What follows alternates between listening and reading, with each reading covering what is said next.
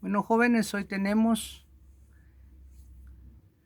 nuestro día de aprendizaje en la música. Compositor Ludwig van Beethoven, compositor alemán de los años de 1770 y en Viena vivió en 1827, compositor alemán. Nació en el seno de una familia de origen flamenco. Su padre, ante las evidentes cualidades para la música que demostraba el pequeño Ludwig, intentó hacer de él un segundo Mozart, aunque con escasos éxitos. La verdadera vocación musical de Beethoven no comenzó en realidad en 1779, cuando entró en contacto con el organista Christian Potjov, quien lo convertiría y sería su maestro. Él fue, por ejemplo, quien le introdujo en el estudio de Johann Sebastian Bach, que también es un músico reconocido de esa época, músico al que Beethoven siempre profesaría una profunda devoción y una gran admiración.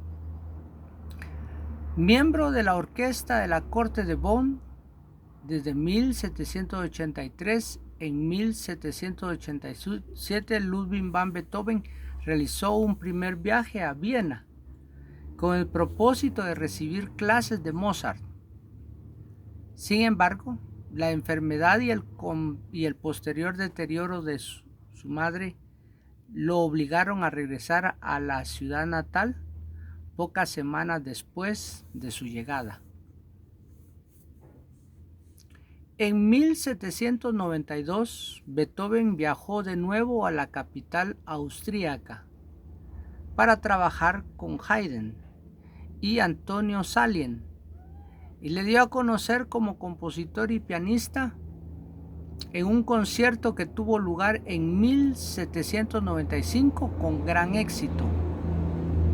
Su carrera como intérprete quedó bruscamente interrumpida a consecuencia de la sordera que comenzó a afectarle a partir de los años de 1796 y que desde 1815 le privó por completo de la facultad auditiva.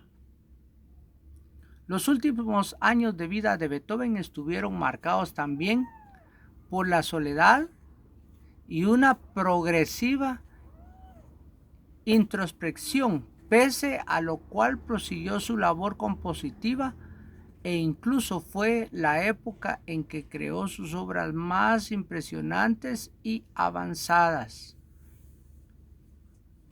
Ludwig van Beethoven entonces queda completamente sordo en el año de 1815 y en ese año desarrolla sus composiciones más importantes y más nombradas. Se pueden dividir las obras de Ludwig van Beethoven en tres épocas, en tres periodos. La tradición la divide de esa manera. Beethoven se divide sus obras en tres periodos creativos o llamados también estilos musicales. Y si bien el uso de los lo ha convertido en tópicos, no por ello resulta menos útiles a la hora de estudiar el legado de Ludwig van Beethoven. La primera época abarca las composiciones escritas desde 1800. Esa es la primera etapa. Características por seguir de cerca el modelo establecido por Mozart. Ya dijimos que Mozart era un maestro de la época al cual Ludwig van Beethoven pues elogiaba y muchas veces quería igualarlo.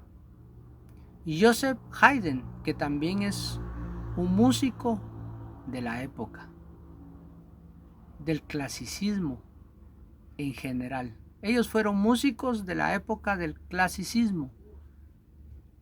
sin excesivas innovaciones o rasgos personales. Ahí lo único que hacía Ludwig van Beethoven era copiar las piezas musicales de Mozart y tocarlas. Joseph Haydn las tocaba. Todos los músicos de la época, Ludwig van Beethoven lo que hacía era únicamente copiar su música y practicarla en el piano. A este periodo pertenecen obras como el célebre Septimino y sus dos primeros conciertos para piano. La segunda época de la cual vamos a hablar es el estilo el que abarca desde 1801 hasta 1814, periodo en el que se puede considerar de mucha madurez en Ludwig van Beethoven, con obras plenamente originadas en las que Ludwig van Beethoven hacen gala de un dominio absoluto y de la forma y de la expresión. Vemos la ópera de Fidelio, sus 8 primeras sinfonías ya originales de él, sus 3 últimos conciertos para piano y los conciertos para violín. Esas eran ya piezas originales de él en su segunda etapa. Y en la tercera etapa comprende hasta la muerte del músico, y está dominada por obras más innovadas y personales, incomprendidas en su tiempo por la novedad de su lenguaje armónico y su forma poco convencional.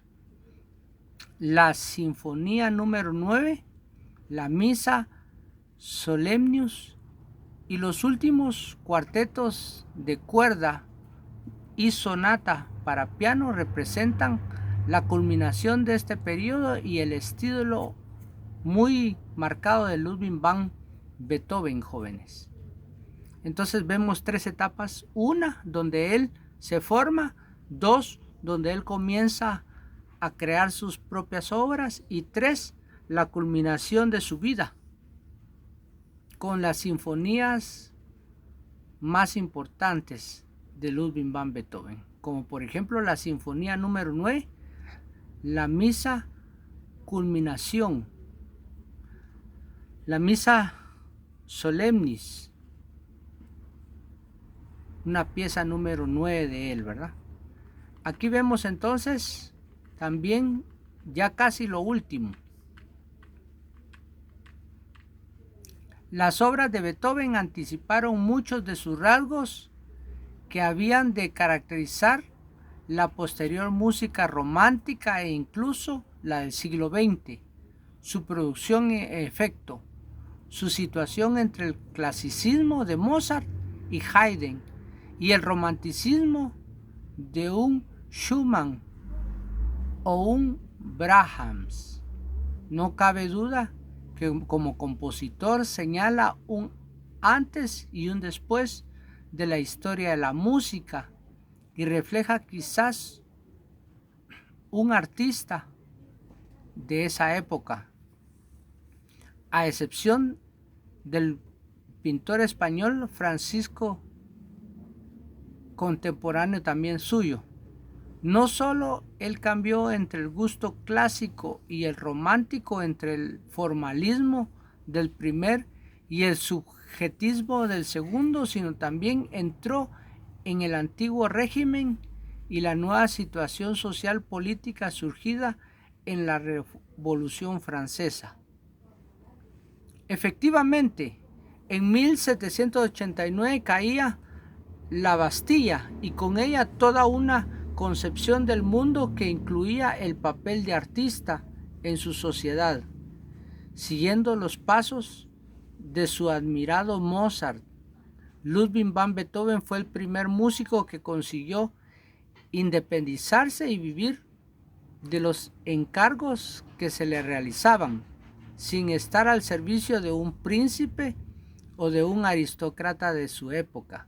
Si bien, a diferencia de lo que hemos visto, él consiguió triunfar y ganarse el respeto y el reconocimiento de sus contemporáneos.